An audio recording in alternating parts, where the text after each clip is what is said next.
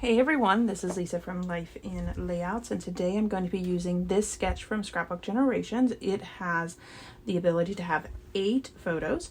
I'm also going to be using my imagination from PhotoPlay, and I'm using this specifically for the Legos. A little while ago, I guess it's been probably about a year and a half now, I decided that Eli's Legos were ridiculous. It took him forever to put anything together because he couldn't find any pieces. So we spent an entire afternoon working on this project. My type A personality loved the way that it came out. So what I'm doing is cutting out the Lego paper. That's going to be the biggest piece. And I'm just cutting some strips, and I went ahead and cut out this monster paper. It doesn't really have anything to do with Legos, but I figure you can make monsters with Legos. And this also gave me the opportunity to use some of the monster stickers that were in this collection as well. So I did go ahead and cut out the kind of bigger piece on the right hand side in that monsters, and then I went ahead and cut out a smaller strip in the 1/4 and 1/2 inch strip. Since I was using such a large piece on the left hand side, I did go ahead and cut down my white cardstock.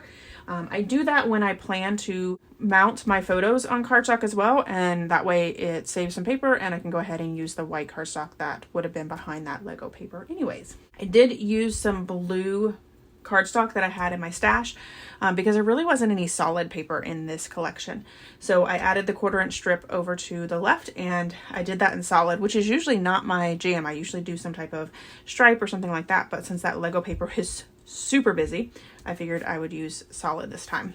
And then I go ahead and add down the 1/4 inch strip on the right, the monster paper, and then that plus sign paper as well.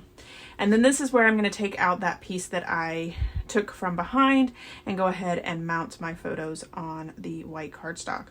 After I got them down, I realized that I should have not done it the way that I did, because I had to end up cutting the picture in the middle, and I ended up cutting the picture a little bit. If I did that again, or if you are following along and wanting to do a layout like this, definitely don't mount the photos all 3 together. So I have the 4x6 photos, and then I also had some smaller photos that I ended up cutting down to 2x2, and these were just kind of photos that I had taken of real close shots of these buckets. I had this big bucket. It actually was a gift for scrapbook supplies, but I never found a place for it, and I didn't really like the bucket sizes. They were awkward. I really couldn't fit anything in them, and so it had been sitting in the garage for a while, me trying to figure things out. And then when Eli moved in with me and we were kind of figuring out this Lego thing, I was like, oh, that's a perfect container for his Legos.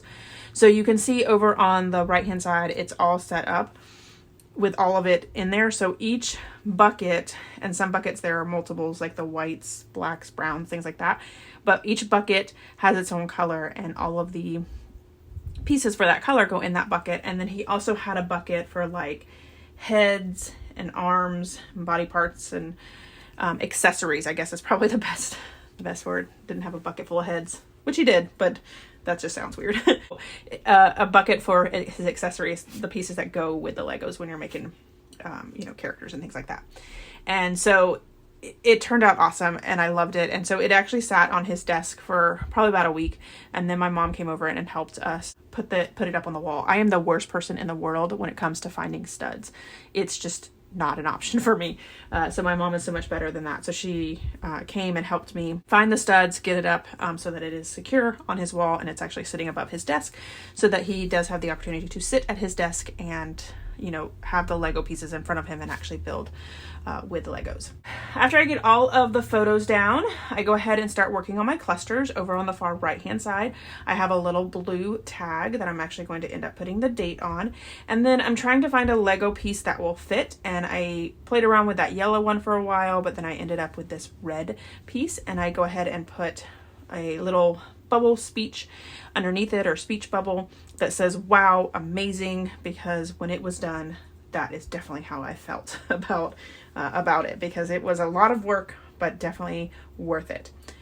Then I work on a cluster on the right hand side below that 4x6 photo. I'm looking for a monster, and I find this navy monster. He has a little car, which is not Legos, but I feel like little Matchbox cars and Legos kind of go hand in hand. So he looked pretty good there. And then right underneath that, I have a little word phrase that says, "A beautiful sight." And then I go ahead and add some enamel shapes in yellow, red, and green. I was trying to stay with the primary colors. Over on the left-hand side, I had a little monster as well, and then I used the little word phrase that says, "Work hard," because it definitely was a lot of hard work to get that done. So my title is going to be "For the Love of Legos." So I go ahead and pull out these stickers in this chipboard piece, and they're like blue tone-on-tone polka dots, which I love. And then I pulled out all of my Simple Stories color vibe books, and again, trying to stay with the primary colors, which I didn't, obviously.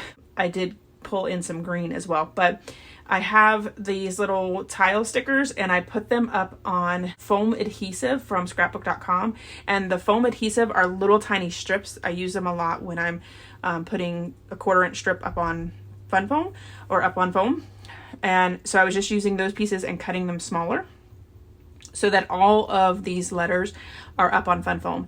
And I did that because once they got down, they are down. And so if you're using them, these are really paper thin. So definitely try to use them up on fun foam. All right, so here is my final layout as well as some close-ups. Have you guys ever tried to do a big project like this with your kids' toys, making them organized to help them better? If so, let me know in the comments below. All right, if you enjoyed this video, if you wouldn't mind giving me a thumbs up, I'd really appreciate it. If you haven't done so already and you want to see more double page layout inspiration, make sure you hit that subscribe button. Thanks everyone for watching, and I hope that you have a scrappy day.